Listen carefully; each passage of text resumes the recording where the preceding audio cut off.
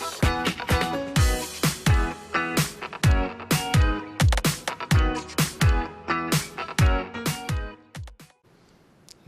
हमारे साथ हैं डॉक्टर नंदकिशोर गर्ग। डॉक्टर नंदकिशोर गर्ग चिंतक हैं। उन्होंने काफ़ी सारी PIL कोर्ट में डाली हैं और डालते रहते हैं, लगातार समाज के लिए लड़ाई करते हैं। अभी एक उन्होंने कोर्ट में आवेदन किया है, जो सत्येंद्र जैन हैं, आम आदमी पार्टी सरकार के मंत्री, उनको लेकर। डॉक्टर गर्ग से हम जानते हैं। डॉक्टर साहब, क्या ये आपने कोर्ट में PIL डाली है? मैंने बहुत एक साधारण बात को उठाया है। मैं ना सत्येंद्र जैन के खिलाफ हूँ, मेरे पड़ोस से जीते हुए हैं, मेरा पुराना आर्किटेक्ट भी रहे हैं, परंतु गरिमा होती है, मॉरलिटी होती है, कुछ एथिक्स हैं। और संविधान बनाया था उन लोगों ने जो खुद शरीफ ज़्यादातर लोग थे। उनको नहीं मालूम था कि 75 साल के बाद भारत में ऐसे लोग भी चुन के आएंगे जो कट्टर ईमानदार का तगमा लेके खुद ही लगाएंगे और जेल में रहकर भी इस्तीफ़ा नहीं देंगे। मैंने पहले एक मंत्री को जेल भिजवाया था, पर उसने इतनी तो शर्म की थी कि रात तक इस्तीफ़ा दे दिया था जितेंद्र सिंह तोमर ने जी। क्योंकि ये मर्यादाओं में रहकर देश चलता है, लोक लाज से शासन व्यवस्था चलती है। और गांधी जी ने भी यही कहा था कि हम लोगों के प्रतिनिधि बन के राज करेंगे।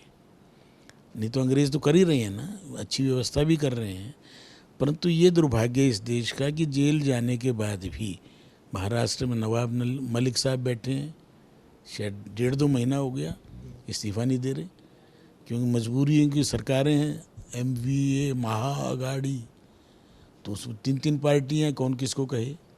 केवल लूटो, इकट्ठा करो और अंदर जाने के बाद भी इस्तीफ़ा ना दो। तो दिल्ली में भी ये होगा, मैंने नहीं कल्पना की थी। मैं दिल्ली तो याचिका में क्या आवेदन किया जो आपने याचिका? बड़ी याचिका में बहुत सिंपल बात कही है कि जो व्यक्ति जब सरकारी कर्मचारी जेल चला जाए तो 48 घंटे के बाद ऑटोमेटिक सस्पेंड हो जाता है। अगर चार्ज प्रूव नहीं होंगे तो रिस्टोर हो जाए। तो आज कोई भी पॉलिटिकल आदमी चुनाव जीता हुआ व्यक्ति किन्हीं कारणों से, आरोप गलत भी हो सकते हैं, सत्य भी हो सकते हैं, परंतु जब जेल चला गया तो वो कानून, क्योंकि वो भी गवर्नमेंट सर्वेंट की तरह ही है, पब्लिक से, और पब्लिक सर्वेंट कहलाता है, पेंशन भी लेता है, तनख्वाह भी लेता है। तो आज वो जेल में बैठ के अपना निर्वहन कैसे करेगा दायित्वों का, वो अलग बात है कि केजरीवाल जी ने उनके विभाग लेके मनीष सिसोदिया को दे दिए। और ये लोकतंत्र में मैं पहली बार कह रहा हूँ, 2 महीने पहले कोई मुख्यमंत्री कहे कि मेरा अमुक व्यक्ति जेल जाएगा और कोई एजेंसी इनको पकड़ेगी एडवांस, जैसे अभी से वो कह रहे हैं कि अब मनीष सिसोदिया जी जेल जाएंगे। वो तुम्हें पता है ना, जेल जाने के काम कर रखे तुमने। 2,500 रुपये स्क्वायर फीट में कंस्ट्रक्शन चल रही है, सेमी पक्का स्कूल बिल्डिंग्स की, कॉलेज बिल्डिंग्स की। कोई बता दो 1,500 रुपये मैं बनवा के देने को तैयार हूँ। 1,500 रुपये स्क्वायर फीट में जैसी कंस्ट्रक्शन, उससे 21 कंस्ट्रक्शन, तो 1,000 रुपये स्क्वायर फीट के घपले होते हों, फिर कट्टर का भी नाम लें, और उसके बाद जहाँ हम बैठे हैं यहीं कराला, तो ये 2 किलोमीटर पर है। इतनी ज़मीन ली थी, कंपनी में ली हो, किसी में ली हो, उस कंपनी से बाद में आप इस्तीफ़ा दे दो 2016 में, तो उससे कैसे बचोगे? मॉरलिटी तो जिससे कहते हैं जिसको भगवान राम ने किसी धोबी के कहने से माँ जानकी को दोबारा जंगल भेज दिया था, शक नहीं किया था, पूरा विश्वास था। कलयुग है ना आज तो।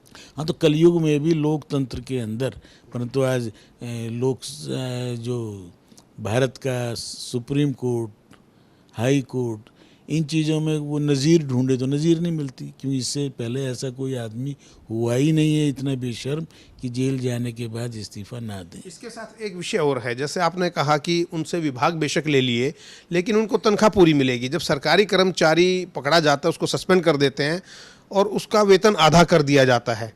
अब चूंकि ये सरकारी पैसे से इनको वेतन मिलेगा और पूरा वेतन मिलेगा बिना किसी काम को किए हुए, मगर ये सारे जो लकूनाज हैं, जो कभी सोचे भी नहीं गए थे कि ऐसा भी कभी होगा।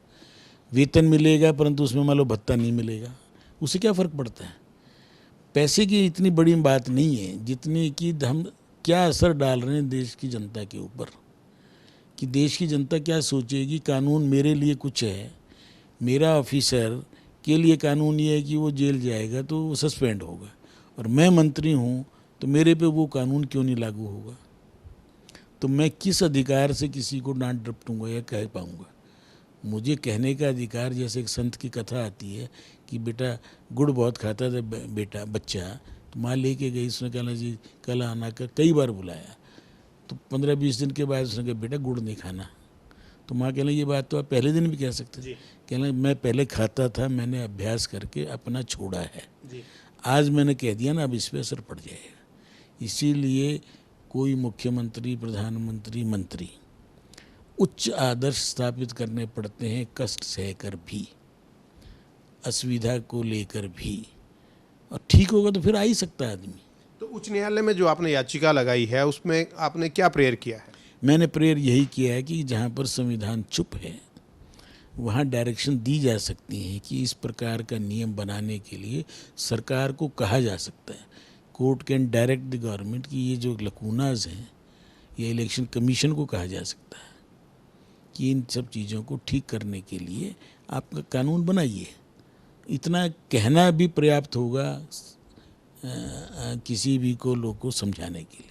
चलिए, बहुत बहुत धन्यवाद। आपने जो उच्च न्यायालय में आवेदन लगाया है, याचिका दी है, और जिसमें ये कहा है कि जब कोई पब्लिक सर्वेंट या राजनेता कुर्सी पर बैठा है, संवैधानिक पद का, दायित्वों का निर्वहन कर रहा है, और ऐसे में उस पर कोई आरोप लगते हैं तो उसको भी वही सज़ा मिलनी चाहिए जो किसी सामान्य व्यक्ति को मिलती है।